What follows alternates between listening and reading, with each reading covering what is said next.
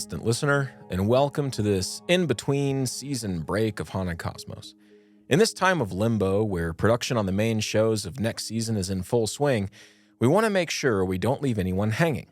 To that end, we will be releasing episodes of our special, weekly, patron-only show called The Dusty Tome to all of you for the next 6 weeks until the first episode of Season 3 drops to the public. These shows that we'll release make up a series that we did on the broad topic of witches and the particular topic of the Salem Witch Trials. These episodes originally dropped to patrons over the month of October in 2023, and so the series culminates with a general history of Halloween, or the Hallowtide. We hope you enjoy this taste of what it's like to be a patron of our show. None of it's possible without them. And if you like what you hear, consider becoming a patron yourself. Not only will you gain access to a 40-plus episode backlog of the Dusty Tome, with new episodes dropping every week, but depending on your tier level, you could also get early access to ad-free main episodes. That's a pretty good deal if you ask me. But enough of me just rambling. Did you guys know that I'm going to be turning 40 this year? What? Yeah, looking back, one of my biggest regrets is that I didn't know the basics of investing. That whole world was foreign to me, and I didn't know where to go to get help. The thing is, I missed decades of opportunities to build inheritances for my kids and to take care of my wife and me in retirement. You know what, Dan? I'm in somewhat of the same spot, except I still have all my hair. My eyes glaze when people talk about IRAs, life insurance, and tax strategies. But not only that, Dan, I don't have time to sit at my desk, study stock market charts, and read tax codes. You guys may be older than me, but it's not too late, even at your geriatric age, to get help. Joe Garrissey with Backwards Planning Financial is helping all of us with our financial planning. He is a Christian man who works with one of the largest and most trusted financial service companies in the world. You know, that's part of why I regret not doing this earlier. Joe helped me to see the opportunities I missed, and he developed a plan for my family based on my goals. Joe has made himself available at all hours of the day to help me. Whether you have millions in assets or just starting to invest, Joe Garrissey will help you reach your goals to grow the kingdom and leave a good legacy for your generations. Visit backwardsplanningfinancial.com. That's backwardsplanningfinancial.com, or call 615-767-2555 to speak with Joe to prepare for the future.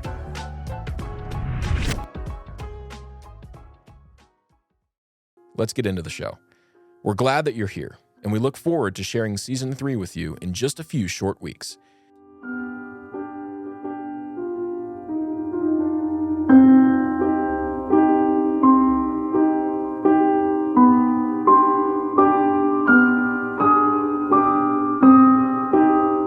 In the year 1664, as the Renaissance continued its meteoric rise of post-Christendom thought that would soon culminate in the horrible blackness of the French Enlightenment, the people of Suffolk in England embarked on a stomach-churning misadventure.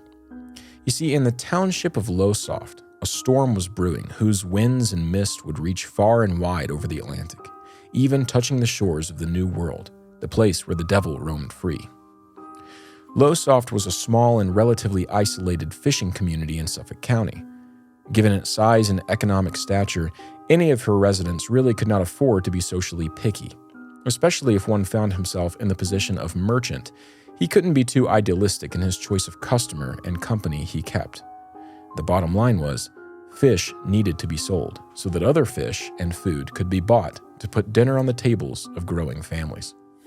All of this is to say, for a fishing merchant to deny the patronage of someone in the town was a big statement, and yet, just such a thing happened. While it may seem insignificant, it would lead to the hanging of two women, Amy Denny and Rose Cullender.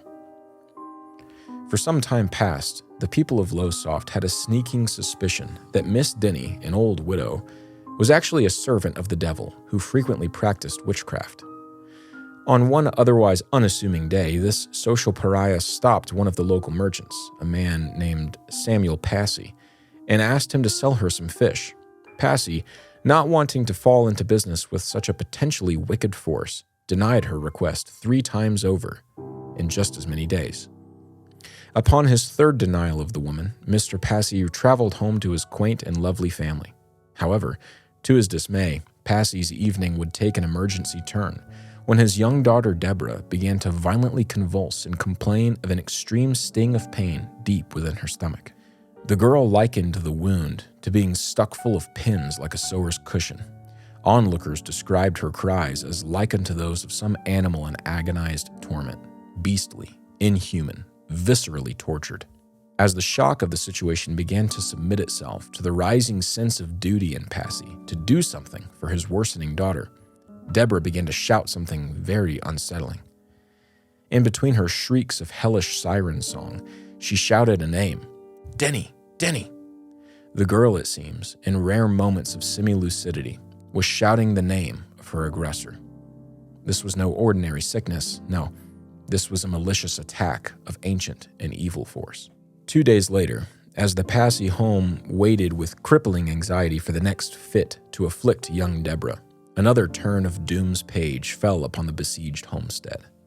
For in the high noon of the day, the other daughter, Elizabeth, began to suffer the same horrible oppression. It's said that Elizabeth's torment was to the degree that she could not control her own breath. Helpless, she began suffocating. The strong and merciless fingers of the dark arts strangled her, as if finally cashing in on some long-awaited vendetta against the girl. Now, herein lies a key variable of this curious case. For as I said, Deborah began calling out Amy Denny's name as her malefactor early on in her bout with this preternatural disease. But against every modern sensibility and assumption of the time period, Mr. Passy refused to bring any formal accusation against the woman. Though this time period and this type of community is stereotypically associated with the burning of innocent damsels any time a little 2-year-old accuses them of witchcraft, this little community was different. The example of apparent restraint exercised here is one that was actually far more common in that day than many people might expect. But, again, I digress. Back to the story. After 3 weeks of semi-frequent and unpredictable fits striking his 2 beloved daughters, Samuel Passy called upon a local physician named Dr. Fever. Upon close examination of both of his girls, no natural diagnosis could be achieved. Normally, this would call for the attention and intervention of the clergy, but Passy pursued no such course. Why, we don't know. Instead, he watched his daughters incrementally worsen for the next 2 months. Their range of symptoms increased to swallow up lameness of the legs, immense soreness of the muscles, muteness and deafness. Sometimes the girls lost their speaking ability and sense of hearing for days at a time before it would randomly return to them. It was near the end of these 2 months when the truth of the matter would reveal itself even more explicitly. Neighbors and family, as well as Passy himself, began to notice a distinct increase in the frequency and severity of the fits when the girls were within earshot of someone saying Lord, Jesus, and Christ. The girls were observed by multiple townsfolk as they vomited up pins and 2-penny nails, foreign objects which would cause abject pain that somehow came out of the girls, despite their never having consumed them. Additionally and finally, Deborah and Elizabeth began insisting they were receiving unwanted visitors in the night, ghostly apparitions of 2 women who would tower over them as they lay paralyzed, threatening them to cease speaking Denny's name in the course of their fits, lest the torment increase tenfold. The 2 ghosts were those of Amy Denny, unsurprisingly, and another old reported witch of the town, Rose Cullender. The evidence pointing to the dark became too great a mountain to ignore, and thus a trial began. Now, dear listener, our concern really is not with this case, nor with the timeline of the subsequent trial, which sought to and eventually succeeded in ridding the town forever of the witches Amy Denny and Rose Cullender. Instead, I relay all of this in an attempt to prime the mental pump, so to speak. Today we begin our exploration of one of the darkest tales in our country's short history. I've said what I've said because what I've said is important and relevant to our study of the incident in Salem. I trust the importance and relevance will make itself clear to you as our study unfolds over the coming weeks. For now, before leaping across the great blue pond, I'll leave you with one final detail from this gruesome case in Suffolk County. During the trial that ensued, more people came forward, encouraged by the bravery of Passy and the sobriety of the presiding judge, Sir Matthew Hale. One of these accusers was a woman named Anne Durant. Unlike the alleged witches, Anne was happily married and was still in her childbearing years. Naturally, this means she often coveted extra hands that would allow her to stay ahead of her list of glorious duties she was daily engaged in about the home. Some years previous to the trial, before the rumor of Amy Denny's union with the devil began to spread widely at all, Anne happily accepted the older woman's offer to watch her infant son, William, while Anne ran some errands in the town. After a day out dealing with merchants and purchasing scant supplies she could use to patch some old clothes for her people, Anne peacefully made her way down the path to her humble home as the first garnishes of fall began to make themselves known via a slight chill in the evening air. Anne, as most mothers can relate to, missed her boy, her William, and was very comforted by the thought of seeing him after being away for so long. Walking into the house, though, she was met with a startling sight. Miss Denny, the kind old widow who had offered to care for the boy, was caught by Anne as she attempted to nurse the infant, though she was far too old for this. Anne confronted the woman with the vital aggression and pointed directness of a mother who feels her cub is threatened. Denny, stumbling over her words, explained that the boy had grown greatly hungry and was refusing to indulge in any of the stored milk that Anne had left behind that day. Angry, betrayed, but left with nothing much else to do, Anne Durant pulled the boy away from the wrinkled old hands and bid the woman leave immediately. Denny left, whispering shamed and embarrassed curses under her breath. That very night, little William Durant fell into a fever and suffered under the influence of strange fits. Though the fever dwindled quickly, the fits continued for many weeks before the Durants finally called upon a doctor for help. Unfortunately, the doctor could find no reason nor remedy for the boy's illness, and so turned to an old wives' trick he had learned in his youth. "If there be any suspicion that a child be bewitched," Dr. Jacob said, "hang his blanket over the chimney for a full day and night. If, when you retrieve it, you find something therein, burn whatever is found immediately. This will set the child free from any oppressive force." The Durants obeyed, hanging William's blanket over the fire for 24 hours and waiting. And when Anne went to take the blanket down to wrap up William, a massive toad fell out of it and onto the floor, a slimy thing. Another boy chased the toad through the house until finally cornering it and catching it. Immediately, in accordance with Dr. Jacob's orders, the toad was thrown into the burning hearth. But instead of burning, witnesses claim the toad simply vanished behind one quick and unnaturally bright burst of flame, leaving nothing behind. Some days later, a kinswoman of Amy Denny, the old widow, reported to a neighbor that her aunt was severely burned on the arm. Little William Durant had no more fits nor fevers, and recovered fully soon after.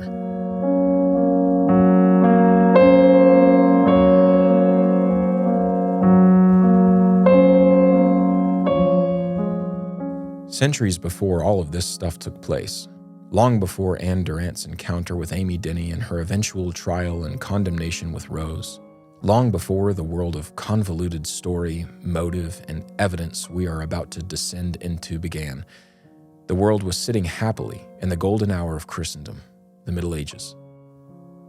Interestingly, there were virtually no witch trials during the Middle Ages. This is not to say it wasn't happening, but it certainly was not so prolific a sin of the people, nor was it a major concern of the innocent masses. But this quickly began to change before and during the Great Famine of 1315, as we discussed in the previous episode. However, just because there was no overt practice of witchcraft, that doesn't mean there was no practice of magic. Charms, what some clergy back then called white magic, were frequently used as a means to bring about God's blessing on a thing. Now, let's be clear. I'm not saying this was a good thing per se, and there's much more research to be done on the matter for another day before we reach any definitive opinion of our own. But for now, suffice it to say that this practice of white magic was happening in the form of talismanic charms that would be used to bless fields and houses and livestock and any other thing one might want to be blessed with good favor from above.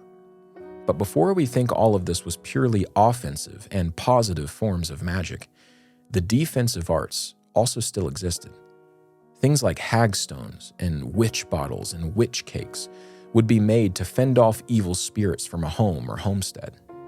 Little is known about how the making of these charms began, and again, that's not the purpose of today's show. But one thing is for sure, as time went on, their meaning and their manufacturing gradually changed to better suit the darker times that came about. The example of these charms most relevant for our study in the Salem trials is the witch cake. At the time of the trial, a witch cake would be made by one who believed another person was bewitched. The maker would collect the urine of the person they believed to be under the evil oppression and would mix that urine with rye flour and ashes before baking it in an oven. Once baked, the cake would not be consumed by anyone, at least not normally. Instead, it would just be viewed as a method to extract a piece of the bewitched person, and therefore the witch him or herself, and would thus free the victim from the evil influence. The idea, in short, was that the bewitched was so infected by the witch that any part of the person that could be drawn out and then destroyed would also sever the tie between the two parties. And so normally the cake would just be thrown into a fire. But any time this disgusting cake would be consumed, it was by a pet or some other animal, never a human. And this was only done in extreme cases where the person still behaved as if they were bewitched after the cake was made. In this case, the cake would be fed to, let's say, a dog, and then the dog would somehow reveal who it was that was doing the bewitching. I'm not saying the dog would talk. Normally, this would be done by the dog attacking the person or barking at the witch, or a sudden ability in the victim herself or himself to somehow identify their attacker. And while all of this may seem like extraneous and overly intricate detail, it does play a crucial role in our understanding of the Salem Witch Trials, a role that will be made clear shortly enough. For now, we must turn to the series of events themselves.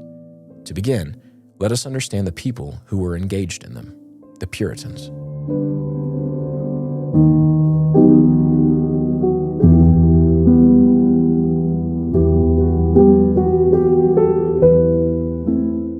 As the Protestant Reformation surged ahead in England, a sect of Protestantism arose that sought to aggressively reclaim a more biblical foundation for ecclesiastical structure, Sunday liturgy, and overall Christian life and obedience. They called themselves, fittingly, the Puritans. Spurred on by an unwavering confidence that reformers like John Calvin, Peter Vermigli, and Bullinger would, could they be alive to see it, be completely on their side in nearly everything, they stood as bold bulwarks against the increasing grift of the Anglican Church. Many of them helped formulate the Westminster Confession of Faith. They reclaimed a way of living out the Christian faith that was extremely potent, Christ-centered, jovial, and consistent. Indeed, we owe a massive debt to the Puritans, and we would all be far better for trying to live in a way more akin to their own culture. But despite this overwhelmingly positive goal, tensions between the Puritans and the Anglicans began to increase, their affinity for one another growing ever more sour. Because of this, many Puritan groups sought to sail to the west in pursuit of manifest destiny, to form their own colonies and societies in which their distinct culture might flourish without the intrusion of their Anglican brothers and sisters. But at the roots of it, it wasn't an attempt to flee conflict that led the Puritans west. It was instead that manifest destiny mindset that I just mentioned. You see, a large number of Puritans adhered to a post-millennial paradigm of eschatology. If what I just said sounded like gibberish to you, don't feel bad. It's actually pretty simple. Eschatology is just the study of last things, or end matters. In Christianity, it's the study of how we understand the end of the world. While Americans today are generally more familiar with a view of the end that is akin to that espoused in the Left Behind books and movies, you should know that this view isn't the only one that exists. You see, Brian and I are both post-millennials, and to avoid unnecessary technical jargon, it just means that we believe Christ's victory on the cross will mean that the world will gradually become a better place as the nations are discipled, baptized, and taught to obey all that the Lord commands. The end product will be Christ's return to a world that is largely Christian, before he defeats the final enemy and brings out the new Jerusalem, the new heavens, and the new earth. And the reason this is so important is because the Puritans thought it their God-assigned duty to travel to the ends of the earth, bringing Christian order with them. They viewed the Americas as being realms still dominated by the devil and his forces, even going so far as to view the forests surrounding their various townships as dangerous places where evil beings still roamed free. And as you, dear patrons, know quite well, we don't think this is an entirely radical way of viewing the world. Though we may use different terms, we oftentimes express how the weight of generations of pagan worship and worldly sin still seems to bend the backbone of many places in America. I've repeatedly said, with complete seriousness, that I bet the state of Utah wouldn't be a place so plagued by drought and infertile ground if it wasn't a place that has only ever been predominantly anti-Christ for all of its history. And I say all of this to say that I don't think the Puritans were wrong to view their role in the Americas in such a dramatic way. The Native American Algonquin-speaking people surrounding the Great Lakes and northeastern coast of North America have a legend. Focused on displaying the graphic malice of greed and selfishness in the most macabre of terms, the legend goes that the end of the road of one who's overcome by covetousness is a blanket and unnatural desire to consume all of the life around him. And when I say consume, I mean that. The end of greed is cannibalism. The beginning of greed is a seemingly innocent loathing of the fact that in this world, some people have things that you don't have. Giving in to that evil way of thought is the gateway to the path of disdain for those who have more or other than you. And the end of this path is the insatiable and sleepless hunger for all things. Now, the paradox is that deep down, whoever embarks on this road knows that all things could never satisfy him, and so he grows more and more gluttonous for others, while remaining constantly famished and emaciated, because that hunger is never satisfied. It never diminishes. It never goes away, even if all the world and life and light were to be swallowed up by him.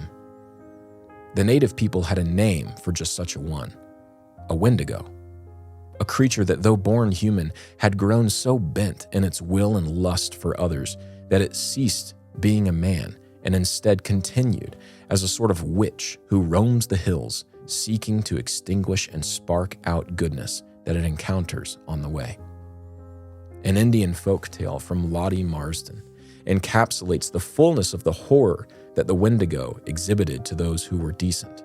It reads as follows, quote, "One time long ago, a big Wendigo stole an Indian boy, but the boy was to him too thin.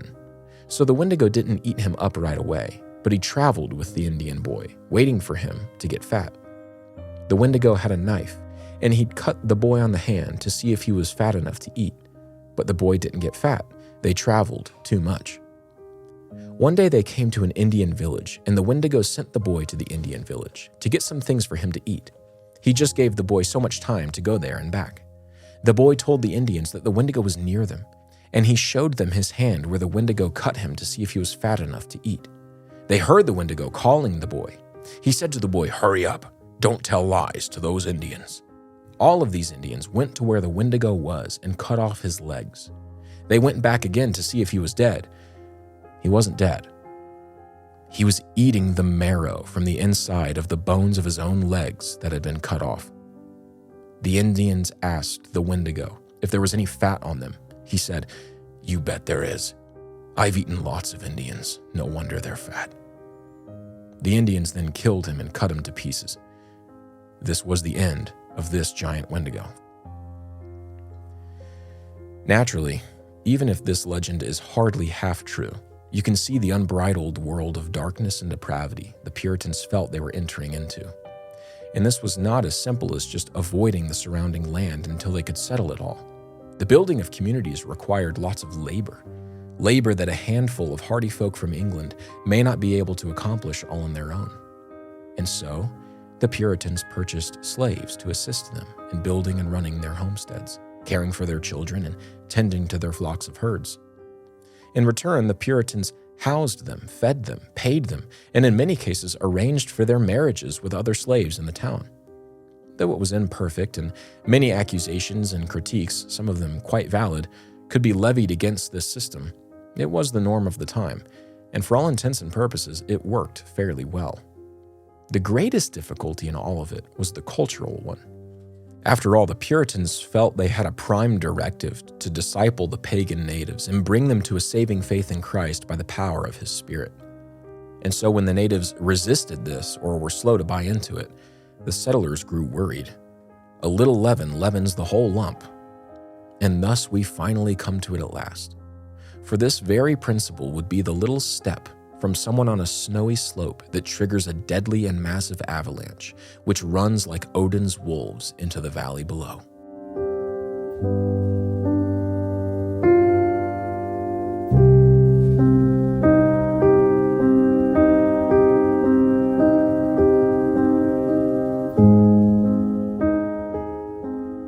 In 1692, the Massachusetts Bay Colony was thriving. Many years prior, the disciplined and pious culture of the Lord's sainted soldiers had pressed through unspeakably difficult journeys across the Atlantic to found a colony of Christian liberty and had thus far succeeded. In light of the growing populace and ever-increasing need for qualified ministers to preach God's counsel to people, a man named Samuel Parris answered the internal call of the Spirit to full-time ministry. He had tried his hand in commerce in his early adulthood, and though certainly not incompetent, had found that his disposition simply didn't lend itself to that high-demand world. No, he wasn't born for that. Instead, he was born for a different high-demand world. He was born to give his strength to the study of God's Word and the shepherding of His people. And finally, after years of his own study and examination by others, the external call had come to Reverend Parris. And so the man made his way, his family and his household in tow, to the rural Salem village. Little did Samuel know of the weighty shadows of dark providence that followed his wagon there. The family settled into their humble but certainly very charming home and began familiarizing themselves with their new covenant community, one they were tasked with orienting towards the heavenly way of life. Part of this settling in included getting acquainted with the household staff. 2 members of this staff, Native American John Indian and his also native wife, Tituba, proved to be impressive and diligent workers who had years of experience that came with a track record of being very faithful to their employers. The family relied upon these 2 an especially great deal. In fact, Reverend Parris trusted Tituba with the direct oversight of his daughters and her friends when they couldn't be watched by their mother or father. This was a trust that proved well-found time and time again, as Tituba kept a close and protective watch over 9-year-old Elizabeth Parris and her best friend and cousin, Abigail Williams. However, as time wore on, the sinister shade of the coming storm began to show itself. Those same girls, Elizabeth and Abigail, the good Reverend's daughter and niece, began to fall into horrible fits of seizure and convulsions that bordered upon the uncontrollable. Apart from this, the girls would shout and throw themselves and other things wildly and with great strength around the house. The girls would lose their sense of smell or taste or sight or hearing or even the ability to speak for days at a time, while the parents of the girls looked on in abject despair. One minister from the nearby village of Beverly, John Hale, recounts watching the girls crawl underneath furniture via inhuman contortions of their limbs, as if they were servants of the great spider Ungoliant herself. Hale and another reverend, Deodat Lawson, who was the former minister of Salem, swore that the girls would utter strange sounds, deep and guttural moanings too low for their young female frames, before switching to a high-pitched banshee-like shriek that would bring pain to the ears of onlookers. They were losing their minds. They were losing themselves. Sam Parris, in quiet desperation, was losing his little girl. As days dragged past in torture for all, the girls began complaining of sharp pains all over their skin, even inside of their bodies. They felt as though little sewing needles were being quickly pushed onto them before quickly being pulled away. It was death by a million stings. Realizing the futility of waiting for this mysterious illness to run its course, the Parrises called in the local physician, Dr. William Griggs. As you can predict, Griggs could find no method of treatment nor any physical evidence on the girls that might explain their strange condition. with a grave expression and a nervous glance to the western tree line that marked the boundary between their little Christendom and the antagonistic forces of evil, Griggs whispered to Paris that the girls might be under the sway of a witch. As word spread, the people joined in unified prayer for the deliverance of the girls, while one church member, a woman well-read in the Malleus Maleficarum and the charms of medieval yore, decided to also try a more hands-on solution. She directed the native Tituba, the respected slave of the Paris house, to bake a witch cake for little Elizabeth in the hopes of clutching the girl's freedom from evil. Tituba, who was herself well acquainted with the recipe for this charming cake, somehow obtained a urine sample of the 9-year-old before kneading it together with rye and ash. One can only imagine the smell. Upon baking it, Tituba realized that this case of bewitching would require the strongest charm she could muster, and so she fed the cake to the dog, a last-ditch effort to determine who was causing her young friend and master to suffer. As the dog chewed the disgusting loaf with sloppy bites and drooling lips, a horrible sound echoed down the halls that were darkened by the unfeeling decay of a winter evening. It was Elizabeth, little Betty, shouting a name as loud as she could. "Tituba, Tituba, why have you bewitched me?" Tituba sat stunned and saddened in sullen and briefly peaceful silence. She was now an accused witch who lived in the presiding minister's home. Before the close of spring in the same year, 20 people would be publicly hung, found guilty of practicing the dark arts in league with the devil. Please join us as we continue our study of the Salem Witch Trials next week on the Dusty Tome.